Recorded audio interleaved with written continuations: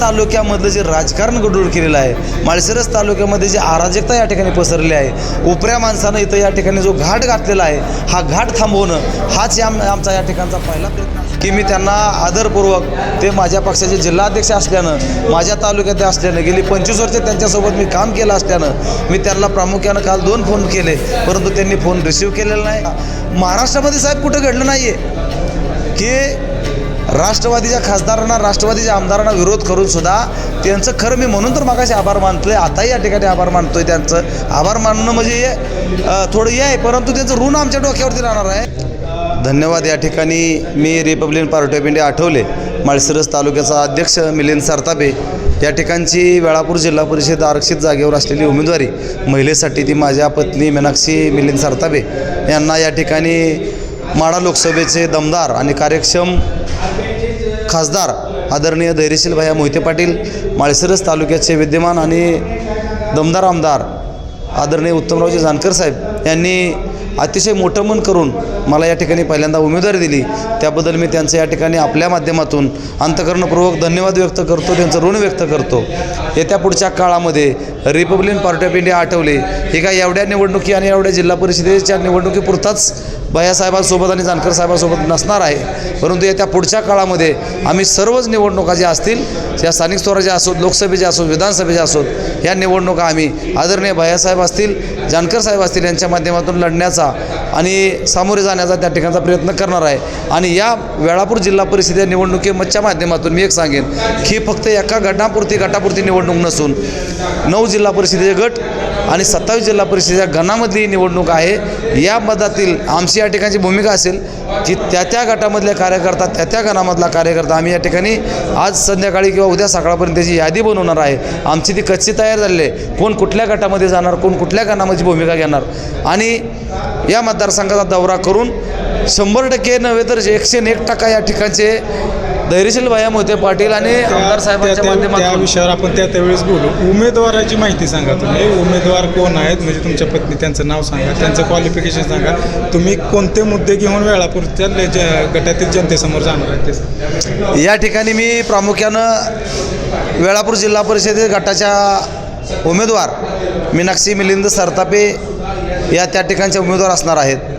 आणि या निवडणुकीमध्ये जे काय 20-25 वर्षामध्ये सामाजिक चळवळीमध्ये, राजकीय चळवळीमध्ये जे मी काय योगदान दिलेलं आहे, त्याच्यामध्ये माझ्या पत्नीचा त्या ठिकाणचा मोठा वाटा आहे. यामध्ये प्रामुख्यानं वेळापूर जिल्हा परिषद गटामधली विकास कामाच्या बाबतीमध्ये प्रामुख्यानं माझ्या वेळापूरचं गाव आहे, तिथला तो ग्रामीण रुग्णालयाचा मोठा प्रश्न आहे. वेळापूर गाव हे अर्धारण नटेश्वराचं ते पावननगरी आहे, त्या नगरीला त्या ठिकाणचा वर्गाचा दर्जा मिळण्याचा विषय आहे.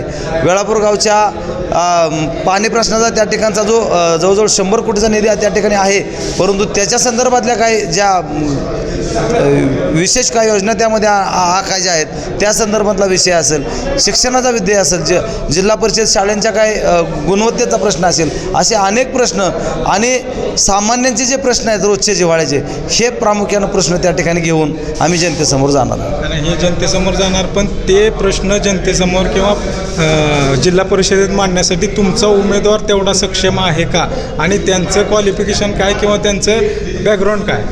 आता यामध्ये त्यांचं क्वालिफिकेशन कमी आहे, त्या कमी शिक्षित आहेत, परंतु जे ते काम करणार आहेत ते तुम्हाला मी आजच्या तुमच्या चॅनलच्या माध्यमातून तुम्ही आजची बाईट ही सेव्ह करून ठेवा की नक्कीच या जिल्हा परिषदे गटाचा चेहरा मोहरा बदलण्यासाठी त्या सभागृहामध्ये ज्यांनी पाठवलं आहे त्या मतदारांचा, त्या उमेदवारीसाठी लायक समजणाऱ्या नेत्यांचा सन्मान राखून आणि त्यांना साजेसं या मतदारसंघाला, या जिल्हा परिषदेला साजेसं काम त्या सभागृहामध्ये हा उमेदवार केल्याशिवाय राहणार. दुसरा एक शेवटचा महत्त्वाचा प्रश्न, उमेदवारी मिळाली म्हणून तुम्ही तुतारीबरोबर जानकर साहेबांबरोबर आहात का, उमेदवारी नसती तरी पण राम सातपुते यांना विरोध करण्यासाठी राहिला. या ठिकाणी उमेदवारी मिळावी आणि उमेदवार मिळते म्हणून आमचा हा या ठिकाणचा प्रयत्न नाही, मी तुम्हाला सांगतोय.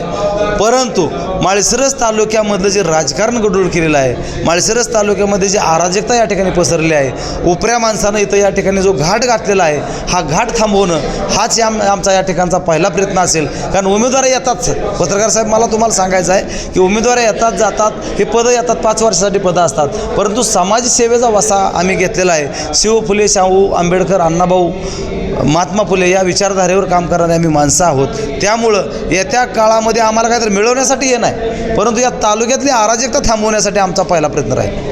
जिल्हाध्यक्ष नाराज आहेत, त्यांची नाराजी कशी दूर होईल किंवा त्यांच्यावर कारवाईचे काय संकेत असणार आहे? या ठिकाणी माझी त्यांना या ठिकाणी काल उमेदवारी अर्ज दाखल करताना मी त्यांना बी या ठिकाणी तुम्हालाही सांगतो की मी त्यांना आदरपूर्वक, ते माझ्या पक्षाचे जिल्हाध्यक्ष असल्यानं, माझ्या तालुक्यात असल्यानं, गेली 25 वर्ष त्यांच्यासोबत मी काम केलं असल्यानं मी त्यांना प्रामुख्यानं काल 2 फोन केले, परंतु त्यांनी फोन रिसीव्ह केलेला नाही. तालुक्याचे सरचिटणीस खांडेकर आहेत, त्यांना मी त्या ठिकाणी फोन केला, त्यांनी तो फोन रिसीव्ह केला. त्यांना मी सांगितलं की Republican Party of India Athawale Malshiras तालुक्याच्या वतीनं रिपब्लिकन पक्ष म्हणून मोहिते पाटील परिवाराने, जानकर परिवारानं रिपब्लिकन पक्षाला जिल्हा परिषद जागा सोडलेली आहे आणि त्या जागेचा आपला अधिकृत फॉर्म त्या ठिकाणी राष्ट्रवादी शरद पवार पक्षाच्या चिन्हावरती सबमिट करायचा आहे.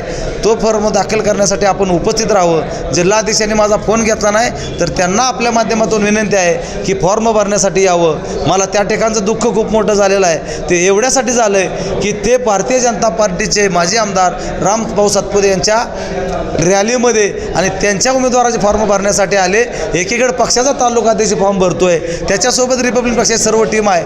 ही कुठंतरी मनाला खंत वाटणारी गोष्ट आहे, परंतु आपल्या चॅनलच्या माध्यमातून मला त्यांना एक विनंती करायची आहे. रिपब्लिकन पक्षाचा प्रामाणिक कार्यकर्ता, रामदासजी आठवले साहेबांवरती निष्ठा असणारा कार्यकर्ता, राजाभाऊ सरवदे साहेबांवरती निष्ठा असणारा कार्यकर्ता, फुले शाहू आंबेडकर विचारधारा जोपासणारा कार्यकर्ता, गेली 25 वर्षे इमानतद्वारे काम करतोय. असा कार्यकर्ता, जर पक्षाचा कार्यकर्ता, महाराष्ट्रामध्ये साहेब कुठं घडलं नाही आहे की राष्ट्रवादीच्या खासदारांना, राष्ट्रवादीच्या आमदारांना विरोध करून सुद्धा त्यांचं, खरं मी म्हणून तर मागाशी आभार मानतो आहे, आताही या ठिकाणी आभार मानतो आहे. त्यांचं आभार मानणं म्हणजे थोडं हे आहे, परंतु त्यांचं ऋण आमच्या डोक्यावरती राहणार आहे. तर त्यांनी महाराष्ट्रामध्ये रिपब्लिकन पक्षाला कुठं संधी मिळत नाही, परंतु जिल्हा परिषदेमध्ये जात असताना, आता इथं उमेदवाराला लढताना बऱ्याच उमेदवारांनी त्यांना पैशाच्या सुद्धा ऑफर केल्या की हे सगळा खर्च आम्ही करतो, परंतु खासदार साहेबांनी, आमदार साहेबांनी 1 रुपयाचं काय बोलले नाहीत, खर्चाचं काही त्यांनी आम्हाला म्हटले नाहीत. त्यांनी मोठं मन करून, खरं तर समुद्रासारखं त्यांचं ते मन आहे आणि त्यांच्या या मोठं उदात्तीकरणानं खरं तर भायासाहेबांना, सत्कार महर्षी काकासाहेबांचा वारसा आहे, आदरणीय मोठे दादा माजी उपमुख्यमंत्री यांचा वारसा आहे. त्याच वारसाच्या पावलावरती पाऊल ठेवून भायासाहेबांनी या ठिकाणची, उत्तमरावजी जानकर साहेब या ठिकाणी संघर्षातून तयार झालेलं नेतृत्व आहे. त्यांची चळवळच अशी संघर्षात आणि अगदी फाटक्या माणसाला जोडण्यास त्यांचा तो मानस असतोय. त्याच्या माध्यमातून त्या ठिकाणी त्यांनी सुद्धा मोठं मन केलं. माझ्या गावात ते राहतात, मी त्यांना 2 विधानसभेला विरोध केलेला आहे, तरीसुद्धा त्यांनी मनाचा मोठेपणा दाखवला आणि मला या ठिकाणची उमेदवारी दिली. माझ्याच माणसाने मला या ठिकाणी माझा घात होण्यासाठी प्रयत्न केला आणि माझ्या जिल्हाध्यक्षानं माझ्यासाठी जो प्रयत्न करायला पाहिजे होता, मी त्यांना वारंवार सांगत होतो की अध्यक्ष, आपल्याला निवडून येण्याच्या प्रक्रियेमध्ये खुल्या चर्चा कुणाशी बी ठेवा आणि चर्चाबरोबर त्यासोबत करा. तर त्यांनी मला एका मिनिटामध्ये सांगितलं की आपण भारतीय जनता पार्टीसोबत आहोत, असं चालणार नाही. आज आपण या ठिकाणच्या सत्ता समीकरणं कसे होतात आपण पाहतोय पत्रकार साहेब. त्यामुळं त्यांच्याबद्दल माझी आजी नाराजी आहे. माझी त्यांना आजी विनंती आहे, आपल्या माध्यमातून हात जोडून विनंती आहे, आपण जिल्ह्याचे प्रमुख आहात, तुमच्या गावामध्ये, तुमच्या तालुक्यातला कार्यकर्ता, ओरिजिनल पक्षाचा पदाधिकारी झडपीमध्ये जाणार आहे. हा महाराष्ट्रामधला पहिला इतिहास होईल. त्यांनी या निवडणुकीमध्ये, या लढ्यामध्ये सहभागी व्हावं आणि इथलील उपऱ्या माणसानं जो काय कार्यक्रम लावलेला आहे, त्या माणसाला या ठिकाणी रोखण्यासाठी, त्यांचा कार्यक्रम करण्यासाठी यामध्ये सहभागी व्हावं.